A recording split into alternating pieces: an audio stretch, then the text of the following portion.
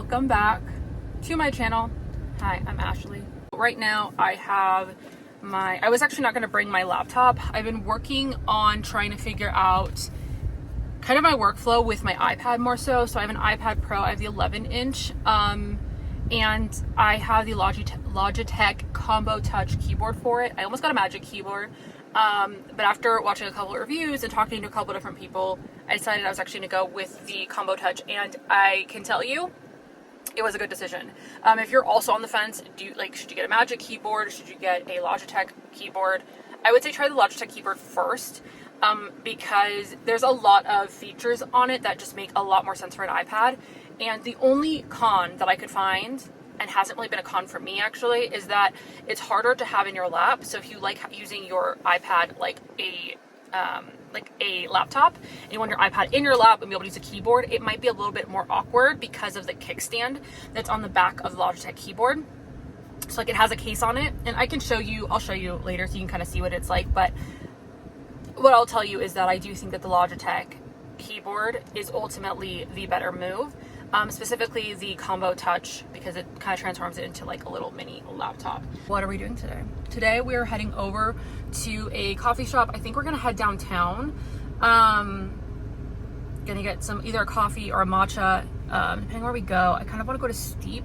I'm kind of winging it. I know I have to go work, and so I'm trying to get out of the house so I can work outside of the house, because sometimes working at home just gets old. And one thing that I really want to work on over the next few weeks, so if you don't know yet, I did talk about it on Instagram, but Cameron and I are actually going to be traveling throughout Europe. We're starting off in London. We know that we're flying into London on the 17th, but we have no idea yet exactly where we're going to be staying, how long we're going to be staying, and then we know afterwards we want to make our way over to Scotland. That's about all we know. So we definitely need to spend some time planning that out, because we are leaving in like a little under 6 weeks. But in the meantime, over the next few weeks, I really want to focus on just having a good routine, putting myself together, putting on a cute little outfit, getting out of the house and working out of the house. Because it's really easy to kind of start feeling a little bit uninspired. I've been feeling a little bit creatively stunted.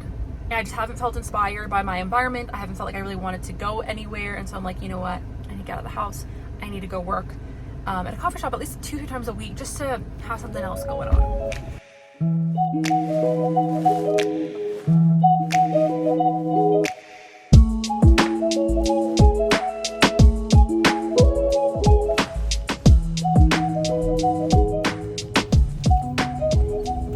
Okay, so we decided to go to Steve.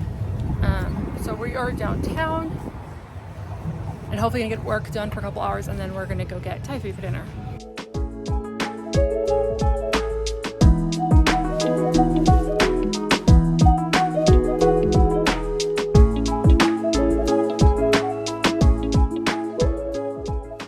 Things off with just planning out the day, kind of writing a to-do list for the week, and then Cameron and I also discussed some of our plans for when we get into London, just trying to narrow things down of where we're going to stay and what area.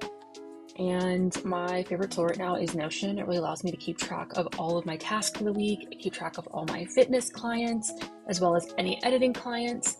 And it also allows Cameron and my other assistant to be able to see what tasks have been assigned to them. There's so much you can do with it, so I definitely want to play around with it even more. And then we finally went to go get Thai food for dinner. I got a red curry, Penang curry to be exact, and Cameron got the pad thai. So good. I asked for it at a 0 spice. It was so spicy. Back home after dinner. It is like, I think almost 9 p.m. I am going to read for a little bit. I have an advanced reader copy of Angelina M. Lopez's new book. I think it comes out at the beginning of September. It's called Full Moon Over Freedom. It is the second book in her series. The first one, After Hours on Milagro Street. It's really fun. This book so far is fun as well. There's just so much history, specifically Mexican American history in the Midwest, that I didn't know about, and it's just really cool how she's integrated that history and kind of teaching the reader a little bit about that history. And so yeah, it's a lot of fun. There's a lot of just like treasure hunting, especially in the first book, treasure hunting and like mystery and like ghost ghosty vibes. Very fun, and it's a romance though primarily, but there's those other aspects too. So it's a very fun book.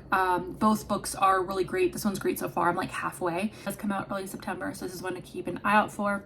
I'm going to mention that I did finish these 2 books.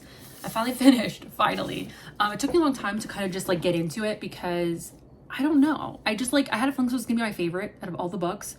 I will say that like I wasn't obsessed with the series like everyone seems to be, but I enjoyed it. And then when I read this book really elevated the whole series for me, where I was like, I kind of get the hype, but I needed this book to fully feel that hype with the story. This is focused on Nesta, which the other books are focused on Feyre. If you haven't read these books yet, this book is her sister Nesta's story, and just Sarah J. Maas's writing gets so much stronger in this. The world building is really great. The word choice is great. The pacing, it's a chunky book, but I honestly don't feel like any of this was wasteful. With larger books, sometimes it feels like authors just like have a lot of filler and unnecessarily information or unnecessary dialogue. And in this, honestly, my favorite out of the whole series, it's just the character development was so good. And if you've read any of the other books, you know Nesta was hated for a little bit. If you haven't read the books yet, you can know Nesta's not a very liked character, and this is a little bit of a redemption arc. But I do recommend overall reading the series if you like a fun fantasy. And the first book, the writing is a little bit weak, but the writing only gets better as you keep going. Then I finished Fourth Wing. This book, I have so much I could say. I don't want to give any spoilers. And that's a little bit tough. So here's what I'm going to say is, if you're an avid fantasy reader, you may not like this. The writing is very, very basic. And at first I felt like, oh, it just feels a little bit more youthful. And I was like, this is supposed to be an adult book, not YA. But the more I read it, it's because the dialogue feels a little bit youthful, if I'm being honest with you. I do have some complaints about the writing. And again, I don't want to give anything away. I do think it's like a fun idea. Like the story is a fun idea. So it's, for me, it's even more disappointing. And if you want to see like my reviews, I do have a Goodreads account. I'll put it down below so you can see that. You can always see like my little like quick reviews on these books. Overall, I think A Court of Silver Flames is really, really good. I just gave it 5 stars. And then this, on Goodreads, I think I gave it like a 3 to like a 3.5. I don't know how to rate it, to be honest. I get the hype, but I don't think it lived up to the hype for me, but I'm still excited for the next book because the story is still interesting and I'm still invested enough that I want to read the next book. I also earlier said that I was going to show you guys the Logitech Combo Touch, and I'm just going to show you that really quickly. This is not going to be like a full review or anything, but I am going to mention that I think it's a really good option. So it has this keyboard, and then the back of it has a kickstand, see? Because this can go back really far, allowing you to write on it. This also comes undone. So then you still have this part with the keyboard separate. You can just use this if you're like watching, there's my Apple Pencil. If you're watching something, you know, you can just like have it like this. You can use it like this to draw or write, and you still have a case on it. With the Magic Keyboard, your iPad is just naked. There's no cover on it. So I like the fact that this stays on it. It's a really nice material that feels like it's very easy to wipe down. So I feel like this will be like long lasting. And this is kind of cool because if you want to just have everything attached still, you can just attach it backwards. So that way it folds like that and then it's all together. So it means that like it's just very convertible. Where with the Magic Keyboard, your iPad would not have a case on it, and then if you want to take it off the keyboard, then you have like the keyboard kind of awkward there, where this is all kept together. I did get this for like 180 from Target because I did not find the deals when I bought it. But so far I really like it. I would say this is better than the Magic Keyboard. I'll go ahead and link both books down below so you can check them out. I'll also link the Logitech keyboard. I've been asked a few times on Instagram about this Kindle Paperwhite because I just got it. I did purchase a Kindle Paperwhite like 2-3 months ago, and I did not like it.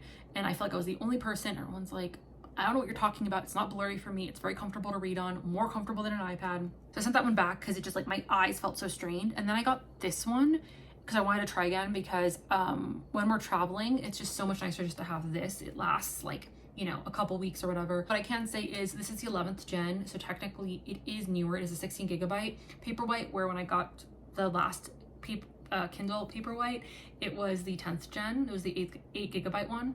The 16 gigabyte one, this one, is the 11th gen, so technically it came out this year. I can't find any information that says that they did any updates to it besides giving it more space, the 16 gigabytes over just the 8. but I will tell you that the screen feels so comfortable. Immediately I felt like there was a difference. It wasn't blurry. I don't know if I just got like a weird one last time, maybe a faulty one, I'm not sure, but this is so comfortable to read on. I'm really enjoying reading on it. So I have some fun videos coming up that I'm excited to film.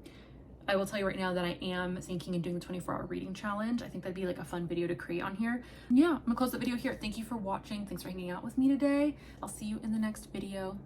Don't forget to subscribe. Don't forget to like. Also see you on Instagram. If you're not following me there, that's the place to be. You get a lot more behind the scenes and we can chat over there. So don't forget to follow me over there, and I'll see you in the next video.